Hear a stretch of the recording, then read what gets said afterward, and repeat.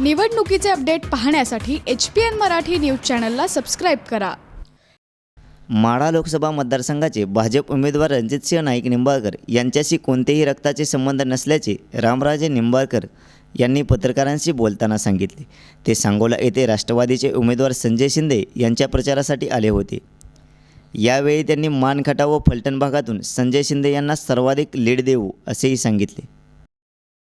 फलटण मतदारसंघात मागच्या 14 सालच्या त्यांच्या आमदारकीच्या इलेक्शनमध्ये याचा उल्लेख मी आत्ता सभेत केला। त्यांचा उमेदवार हा 42,000 मतांनी पडलेला होता। त्यामुळे वन वे आहे का टू वे आहे हे तुम्हाला 27 मेला कळेल।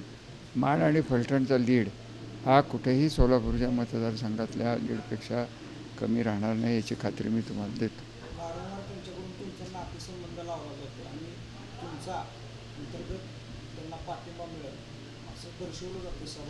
माझे कुठलेही रक्ताचे संबंध या सद्ग्रस्ताशी नसून आडनाव आमचं एक आहे, ज्याला भाऊपणा म्हणतात। त्या भाऊपणातले ते एक आहेत आणि बाकीचे सगळा भाऊपणा 90% हा माझ्याबरोबर आहे। आणि दुसरी गोष्ट, असलं विश्वासघातकी राजकारण तेच फक्त करू शकतात ज्यांनी काँग्रेसचा विचार सोडला आणि विश्वासघात केला, जे शिवसेनेत गेले, जे परत काँग्रेसमध्ये आले आणि परत आता भारतीय जनता पार्टीत जातात। या सगळ्यांचा विश्वासघात करणाऱ्या माणसांनी आम्हाला विश्वासघातकी ठरवण्याचा प्रयत्न करू नये एवढंच माझं म्हणणं आहे।